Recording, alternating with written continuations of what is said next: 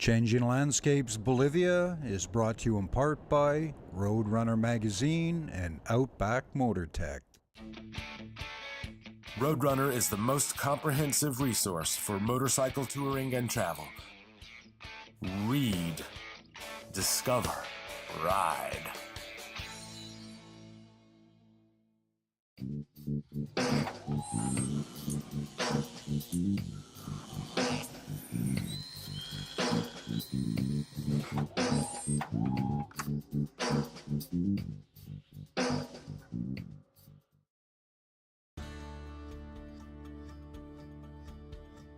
Take a landscape artist from Canada, Dominik and Scott. Put him on a motorcycle. Well, try to put him on a motorcycle and send him to Bolivia for 6 weeks to paint some stunning scenery. Hola. Then take his buddy, Scott Wilson, a travel writer who never shuts up. Put him on another bike, and what do you get? Well, you get lost. You see, the GPS stopped working and the map wasn't worth a crap. Having said that, when they got lost well and met some great people, ate some fantastic food, and saw what they came for. Changing landscapes.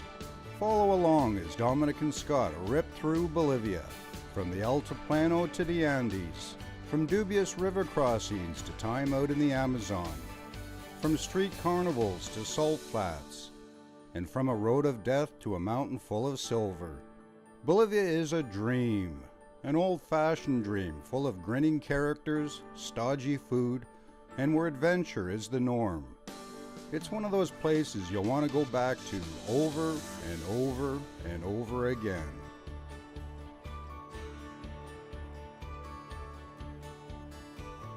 "6 weeks in Bolivia."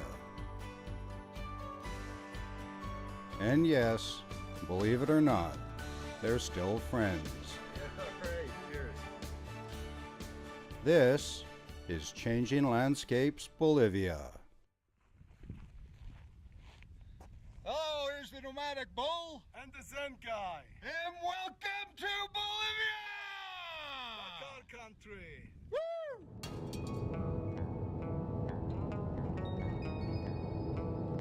Welcome to Cuzco! Cuzco, Plaza, Dos. Hello! So, we'd arrived in Peru and our first stop was the motorcycle shop. Okay, so let's do paperwork and So do you sell life insurance? You should come, when you travel internationally, you should know your blood type and have emergency medical evacuation insurance. What's included in your rental? So the law in Peru is you need to have insurance which covers you, a passenger, and a third party up to $6,000 in medical bills each if you're involved in a traffic accident. So this is called basic insurance, called SOAT in Peru. So it's valid in Peru if you get into a traffic accident. But if you're in Bolivia, it won't make a difference. this is all gonna be just more lighter stuff. My brushes, a few panels, and behind that, on both bikes, we'll have some panels and big containers of paints. The next couple of days, we kitted out the bikes and then we were off. But not for long. Alright, so we've done a grand total of 57 miles. And we went through this last little town, went over one of the little speed bumps coming out of town. Then there's a couple miles down the road and went around a left-hander, and the back end started to feel a little squirrely. And then went around the second left-hander, even worse than I thought, there's something going on. 110 kilometers out of the shop, thing's dead. Well, and just you know, Dominik said that it's a good place to break down. Well, we didn't actually break down here. We broke down, there's a road over there in the distance that we broke down over there, so we got a couple straps together and we basically towed the bike in. All right, we start every day with the best laid plans, but sometimes the wheels fall off. What do you reckon, Zen guy?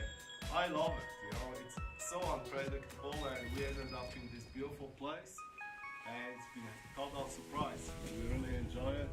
Today, I think I'm just gonna paint and see the landscape. Painter, Raider. Another bike was brought up from Cuzco, and at last we were on the road.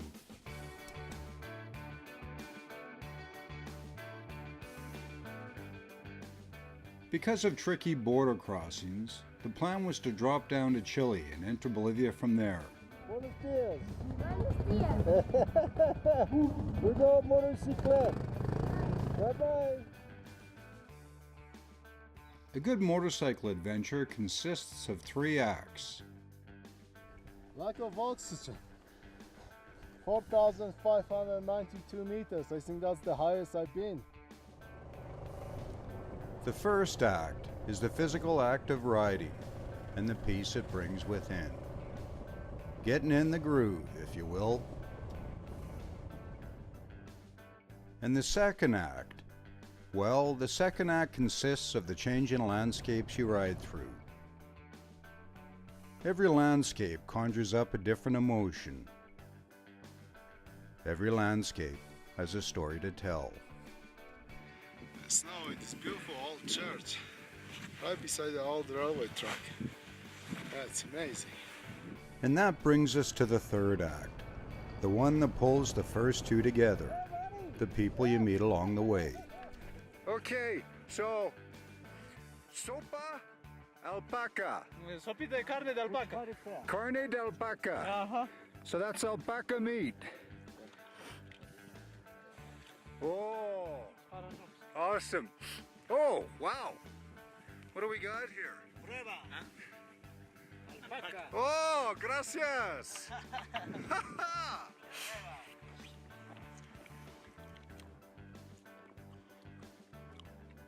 It's pretty good. I'm Gloria. All right.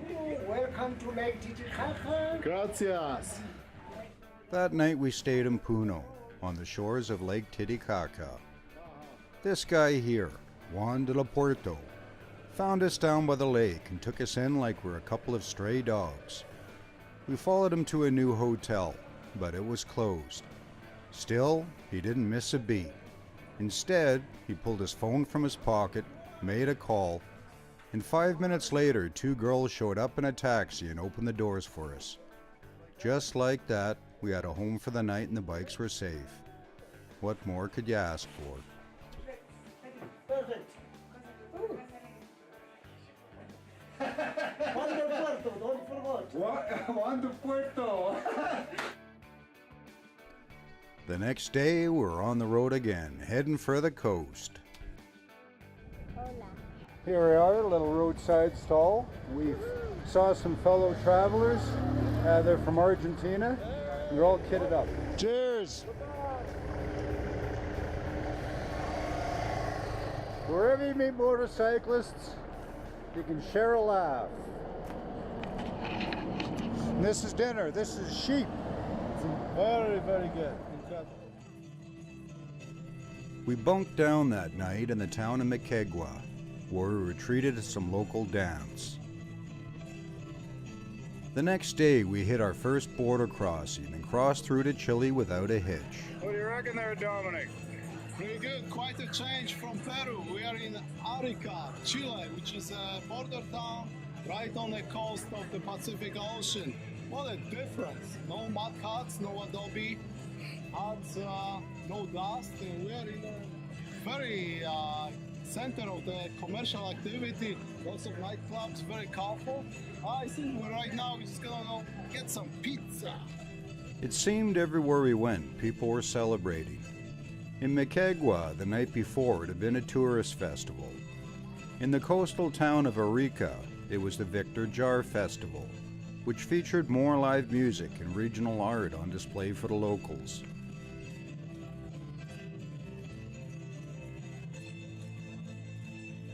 Dominik couldn't pass it up as he compared notes.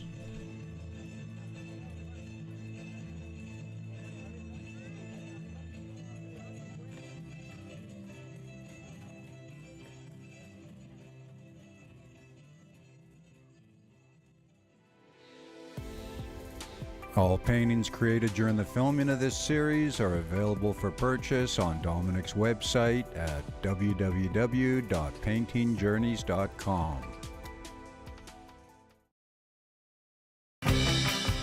If you're enjoying the show and would like to contribute to future free programming, why not become a patron at patreon.com/Nomadic Bull. Thanks for watching. Okay, there's Rommel. He's preparing his tank.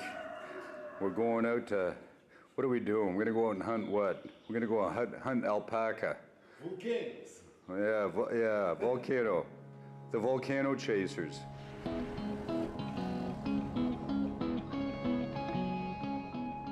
With the coast at our back, we headed up into the hills towards the Altiplano in Bolivia.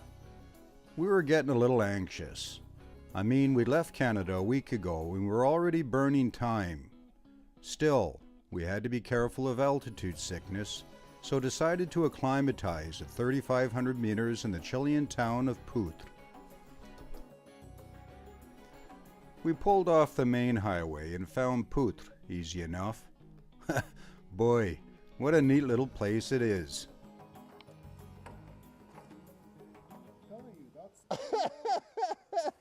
Okay, this is what happens when you got way too much weight on your motorbike.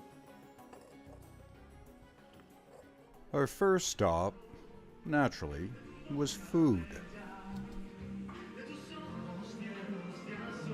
Well, finally I'm eating salad. I needed some salad. Having gorged ourselves, it was time for Dominik to get painting. Muy bueno. All right. So we're just gonna move the bikes here and set up the shop here, maybe. Paint the perspective of the church. He chose to paint the local church. The new version, that is. The one rebuilt in 1670. And once his choice was made, he got down to work.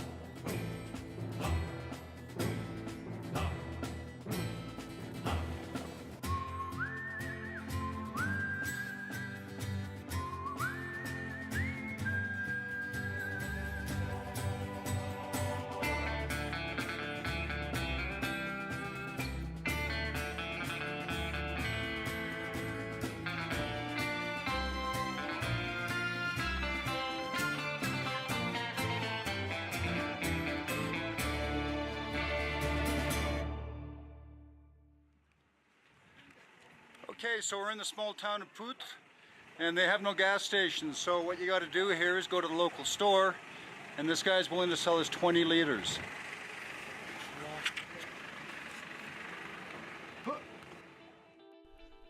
The next morning, we were climbing again as we passed through Park National Loca, where we started getting up close and personal with some very interesting landscapes. Wow! What do you think? That's amazing. All right, here we are at the side of the road. Beautiful lookout. Absolutely stunning. We haven't got blue skies, so it's kind of hard for photos and that to get washed out. You got white on white, but it's still gorgeous, hey Dominik? Oh yeah, don't worry, I can invent colors. Invent colors. He's a painter. He's good at that. Yeah.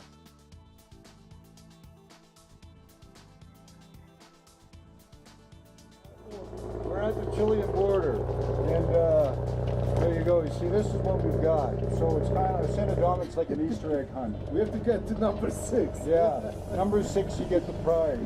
Okay, that means you're allowed to leave the country. Okay. You get the contend. All right, Dominik Malinsky, rock and roll buddy. That was actually not as bad as going to the dentist. Good show. Bolivia border is just after the lake.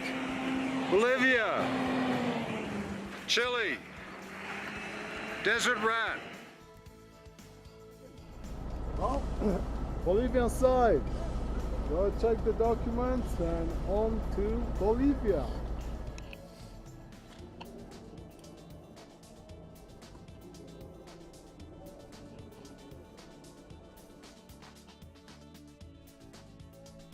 As excited as we were to be in Bolivia, we were completely unprepared for our welcome. As if on cue, the clouds opened and the sun broke through as a herd of llamas followed our movements. We'd pulled off the road so Dominik could paint the majestic Nevado Llama.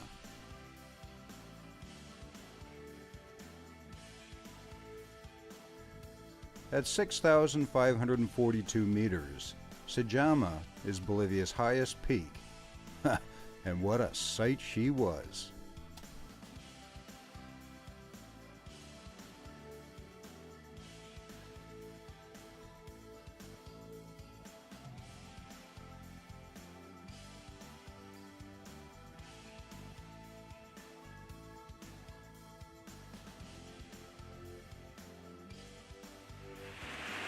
We stopped this side of the Bolivian border. Dominik did a beautiful painting. I rode one of the logs, and then we headed out, and it got dark pretty quick, and then we ran into one heck of a rainstorm. And we finally had enough. We pulled over this gas station, and this woman offered to put us out up here, and I'll do a quick pan around and show you. So I'm not sure whether this is a step up or step down from last night, but we have no toilet, but there's definitely running water outside. Yeah. So we have a nice two-tone color scheme going here. The other walls are full.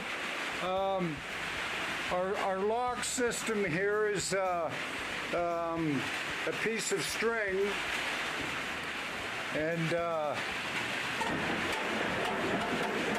as you can see, or maybe not, maybe you can hear, but it is coming down. We ran through lightning and thunder, lots of rain, And snow. and we had some snow. So, Mr. Medlinski, what do you reckon? The adventure continues? I love it. You love it? We're gonna get some food. We're gonna get some food now. All right, cheers.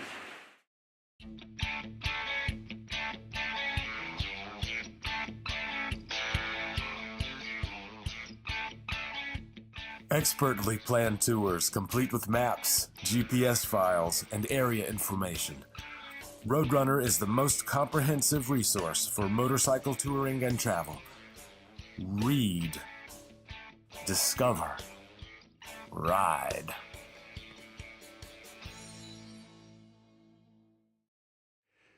How you doing, buddy? Good. Actually, pretty good. This is the day after, and this is where we're at. Basically in the back of someone's business. And these are the units that we stayed in. Back on the road. The sun was shining, the roads were clear, and we were stoked. We were at last in Bolivia, and today's destination was our first Bolivian peach, Tiwanaku. To get to Tiwanaku, we headed northeast toward the Bolivian capital of La Paz, and then cut west to find the town close to the southern shores of Lake Titicaca. The Tiwanaku Empire at its prime covered parts of Bolivia, Peru, and Chile, but centered around the Lake Titicaca area as it offered plentiful rain that they used very effectively in their advanced farming techniques. They held sway for more than 500 years until a major drought, of all things, ended their dominance around the year 1000. The archaeological site at Tiwanaku, now a UNESCO World Heritage Site, is split into different areas, so we chose Area 1, Calisisaya. It was fascinating wandering the grounds even as areas were still under excavation. Dominik set up in 2 different locations to capture the past, as alpaca roam the grounds in the present.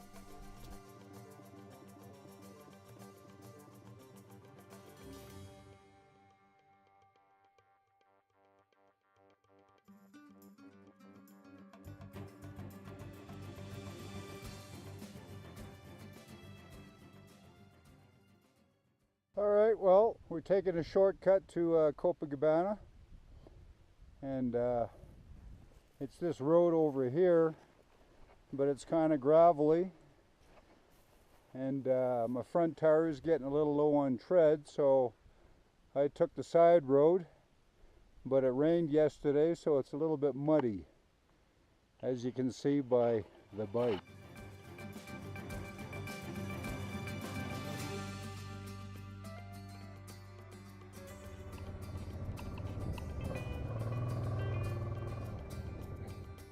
We had a wait time of approximately 3.5 minutes. We're starting to rock and roll. Now we'll have to hold on to the bikes. Well,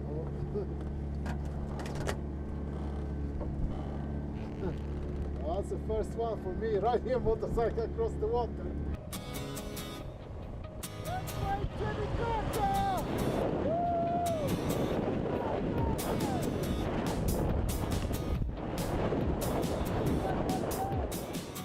Alright, here's the Nomadic bow And the Zen guy at Lake Titicaca, Bolivia. Bolivia. And the scenery and the views rock! Unbelievable. Up there, in the far distance, humongous peaks of the Andes. This is a pretty nice ride on a beautiful day in Bolivia. That's right.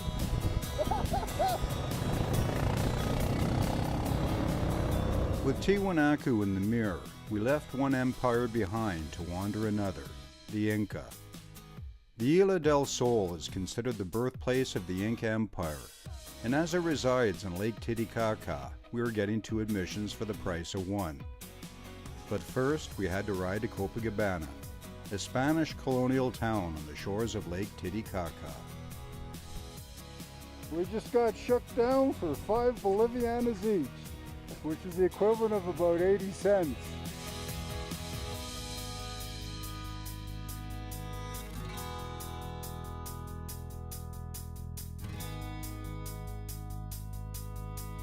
Well, we have arrived in Copacabana. And this is the main square, beautiful spot. Mr. Modlinski. I can say, we built a big church from Inca stone. It's a beautiful day. This is Lake Titicaca out the window here. Okay, you can see they built this big honking hotel in front of us, unfortunately. That wasn't here last time we were here, was it? No. So anyways, through the gap there you can see Lake Titicaca. And as Dominik was saying yesterday, I mean, this place has kind of got a neat feel. He was saying, you know, you could almost be in Europe somewhere, like Macedonia or whatever, looking out over the water, eh? Yeah, the coast of Mediterranean Sea has that type of a feeling. Yeah. Oh, like Scott said, Corsica. Corsica, yeah. We are here. We got to go up this road here to here. Then we go up the trail, and this is the Horca. This is where we're going, the Horca del Inca. There we are. So we just go right up this road till it ends, and then we hang a left and follow the trail. Yeah. Now, you got that punched into your GPS, Mr. Modlinski? Yeah, right here. Right there. Oh man, we've left the machine at home. Well, we are on our way to Horca del Inca, which was the site of the ancient astronomical observatory for the pre-Inca culture here in Copacabana area. It's a little bit of a honk, as I say, because of the altitude. Obviously in Canada wouldn't be a problem, but here you have to take your brakes and puff that air. This is pretty sweet coming up here, walking in the footsteps of history. Bit of a hike, You know, it's the altitude, but to be expected. We made it to the Horca del Inca, and Dominik got to work while I filmed the stunning surroundings. Things were really starting to mesh. I mean, Dominik gets a bit grumpy when he's not painting, and as it turned out, his day in Copacabana was a very productive one.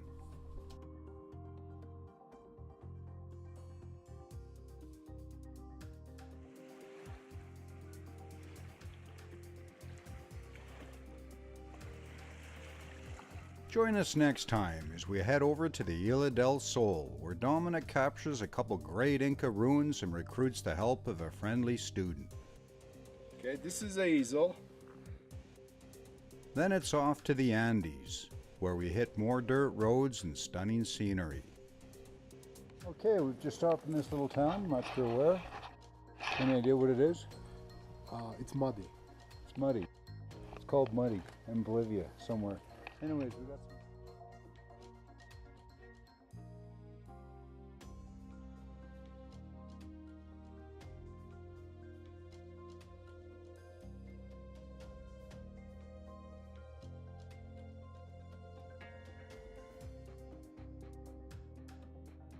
And if you enjoyed this show, here's a trailer for our upcoming Vancouver Island series.